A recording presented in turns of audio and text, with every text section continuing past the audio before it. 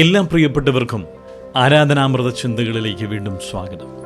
ഇന്നത്തെ ചിന്തയ്ക്കായി അപ്പോസ്തലനായ പൗലോസ് ഫിലേമോൻ എഴുതിയ ലേഖനം 1-ാം അധ്യായം അതിൻ്റെ 17-ാമത്തെ വാക്യത്തിൻ്റെ ഒടുവിലത്തെ ഭാഗം വായിക്കട്ടെ.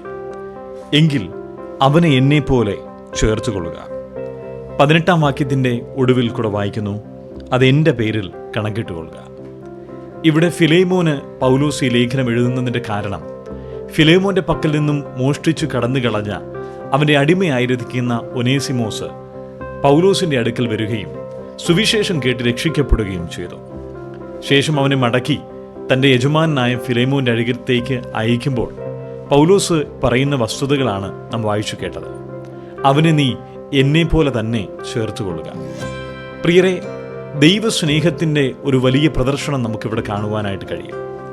തൻ്റെ പക്കൽ നിന്നും മോഷ്ടിച്ച് തന്നോട് ദ്രോഹം ചെയ്ത് ഓടിക്കളഞ്ഞ തൻ്റെ അടിമയെ ന്യായമായി ചെയ്യേണ്ടത് അവൻ മരണശിക്ഷയ്ക്ക് യോഗ്യനായിരുന്നു. എന്നാൽ ഇവിടെ ഇത് രക്ഷിക്കപ്പെട്ട് കഴിഞ്ഞപ്പോൾ പൗലോസ് പറയുകയാണ്, അവനെ എന്നെപ്പോലെ ചേർത്ത് കൊള്ളണമെന്ന്. കർത്താവായ യേശുക്രിസ്തുവിൻ്റെ സ്നേഹം ഇതിലൂടെ വരച്ചു കാണിക്കുന്നുണ്ട്. നാം ഓരോരുത്തരും ദൈവത്തോട് ദ്രോഹം ചെയ്ത് ദൈവത്തിനെതിരെ ജീവിച്ച ശത്രുക്കളായിരുന്നു. നാം മരണയോഗ്യരായി കിടന്നവരായിരുന്നു.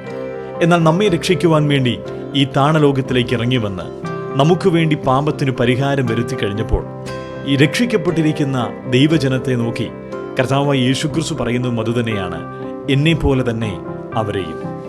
യോഹന്നാന്റെ സുവിശേഷം 17-ാം അധ്യായത്തിൽ കർത്താവായ യേശുക്രിസ്തുവിന്റെ പ്രാർത്ഥനയിൽ ഇങ്ങനെ പറയുന്നുണ്ട്, നീ എന്നെ സ്നേഹിക്കുന്ന പോലെ അവരെയും സ്നേഹിക്കുന്നുവെന്ന്. ദൈവം നമ്മെ സ്നേഹിക്കുന്നത് യേശുക്രിസ്തുവിനെ സ്നേഹിക്കുന്നത് പോലെ തന്നെയാണ്. പ്രിയരെ, എത്ര വലിയൊരു ഭാഗ്യം നമുക്ക് നൽകിയിരിക്കുകയാണ്. പൗലോസ് വീണ്ടും ഫിലേമോനോട് പറയുന്നത് അടുത്ത വാക്യത്തിൽ ഇങ്ങനെയാണ്, അവനുള്ളതൊക്കെയും അവൻ നിന്നോട് കടപ്പെട്ടിരിക്കുന്നതൊക്കെയും എൻ്റെ മേൽ കണക്കിട്ടുകൊള്ളുക എന്ന് ഞാനത് തന്നു തീർക്കാം.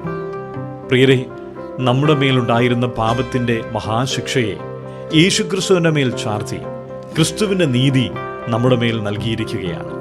ഞാൻ തന്നു തീർക്കാമെന്ന് പൗലോസ് ഇവിടെ പറയുമ്പോൾ നമുക്കിങ്ങനെ പറയാം, തന്നു തീർക്കാമെന്നല്ല കർത്താവ് പറഞ്ഞിരിക്കുന്നത്, നമുക്ക് വേണ്ടി പാപത്തിന് പരിഹാരം തന്നു തീർത്തിരിക്കുകയാണ്.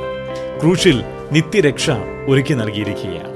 ആ വലിയ സ്നേഹത്തിൻ്റെ മുമ്പാകെ നമുക്ക് വീണ്ടും നമസ്കരിക്കാം. മഹോന്നതനായ ദൈവത്തെ നമുക്ക് ആരാധിക്കാം, സ്തുതിക്കാം. ദൈവനാമം വാഴ്ത്തപ്പെടുമാറാകട്ടെ.